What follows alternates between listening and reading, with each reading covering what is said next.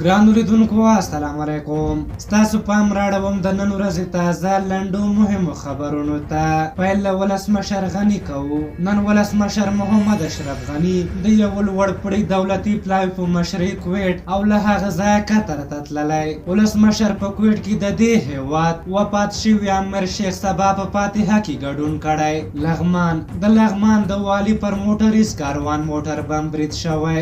د معلوماتو له مخې والي رحمت الله زیارمل له بریده روغ وتلی، خو په چاودنه کې د والي د 4 ساتونکو په ګډون 8 تنه شهیدان شوي.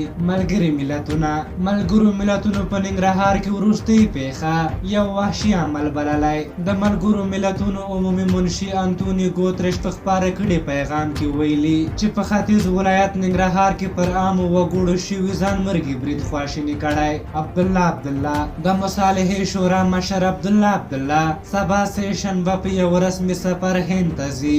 موخه د افغان سولې په اړه منطقوي اجماع رامنځته کول دي.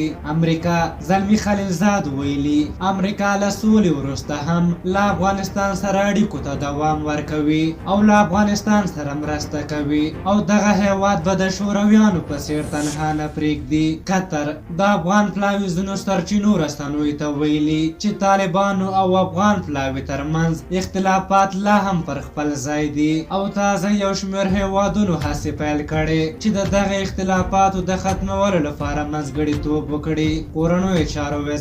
د کورنیو چارو وزارت وایي چې هغه کس ته 200,000 افغانۍ انعام ورکوي چې ورسره د غورځنګ په تړاو معلومات شریک کړي. یاد وزارت وایي غورځنګ چې د عماد په نوم مشهور دی د کابل په 5مې ناحیې کې په یو شمېر ترهګریزو قضیو کې لاس لري.